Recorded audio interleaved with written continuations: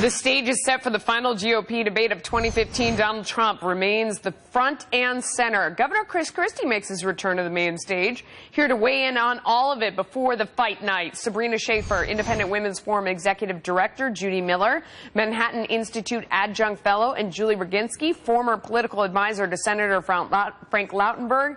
Both are Fox News contributors. Sabrina, let me start with you. So what are you expecting from this one? What's going to be different? Well, I think it is really interesting that Chris Christie has sort of come into the lead in New Hampshire. He's visited the Granite State over 121 times since he announced. So My goodness. This is his opportunity to shine. He's really put all of his eggs in this basket. And I think he has a lot to demonstrate. Look, he is, in many ways an establishment candidate, but he's very strong on entitlements.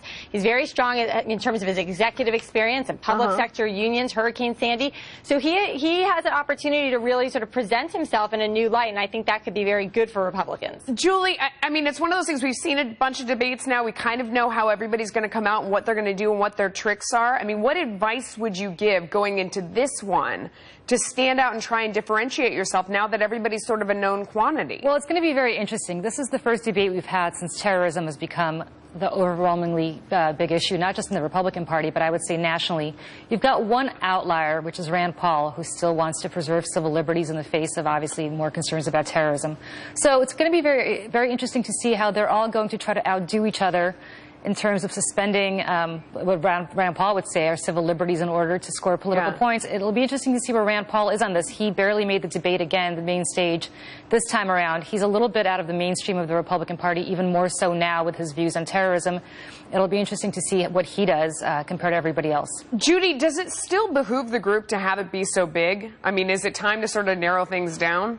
Well, I think it probably is, but probably not as far as they're concerned. I mean, the one I'm watching is Ted Cruz, because given the recent jump, the surge that he's had today, according to the new polls, he's really the guy to watch. It's going to be Trump v. Cruz in Iowa, if the polls are correct. And he's got to distinguish himself, and he's got to separate himself from the kind of isolationist wing of the party in light of what Julie just talked about, which is this interest in terrorism and being tough on terror.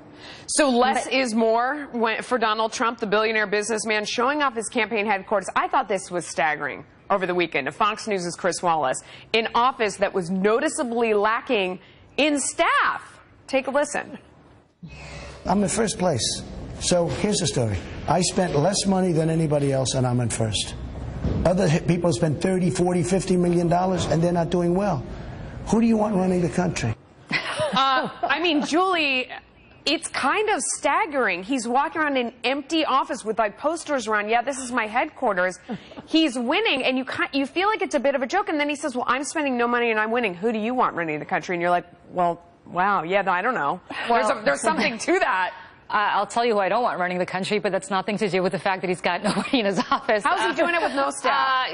Because we're doing his job for him. The reality is, every time this man opens his mouth, we're not. It's earned. It's called earned media. It is earned media. It is earned media because you say the more and more outrageous stuff that he says, the more and more we cover him. And the reality is his poll numbers go up. Though. Yep, and it's sucking the energy out of everybody else. Poor Jeb Bush's PAC has been spending tens of millions of dollars, no traction whatsoever. Donald Trump says something, everybody covers him for free. He doesn't need to spend any money. He knows how to play all of us like a fiddle. Sabrina, I mean, there's a bunch of different parts of that train that you would not think would work. He's spending no money. He goes out, he says something outrageous, so he gets this earned media. But then his numbers go up even further. He continues to not have to spend money. He says something outrageous. People like it even more. I mean, all those different, you wouldn't think those things would lead to each other again and again and again. It's like we have to remember why people like Donald Trump, and that is because he says it like it is. He is not part of that establishment here in Washington. So, and people who like Donald Trump are already skeptical of the media. So when the media pounces on Donald Trump, that's going to have them double down and say, I like him even more. And, I can understand that, because the reality is there's a lot of showmen here. I'm seeing ads here in Virginia for some of the candidates. Our primary is months away. Why are they wasting money on ads in Virginia? It's a week before Christmas. It makes absolutely no sense. Donald Trump is tapping into people who are saying, why are they blowing through money? Why are they being wasteful? That's how they're going to act when they get to Congress or get to the White House. That's not what we want. Judy, you have people who have watched and worked on and run campaigns for years and years and know the machine inside out, who are ripping out their hair, confounded by what's going on. And pretty much everyone has to admit they don't understand what's going on. And I think this is great. This is why you've got to love politics and you've got to be interested in it.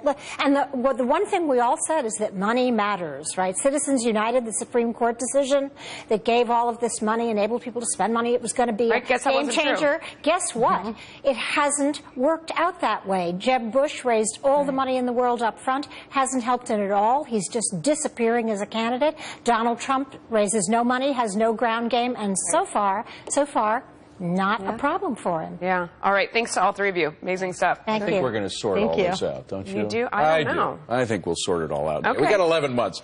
Meanwhile, if you're sending Christmas gifts today, be prepared to brave some long lines at the post office. Stay tuned to find out how to avoid some of the PO traffic. And the commander-in-chief attempting to reassure us in his presser today about ISIS. But did he actually sound commanding and reassuring?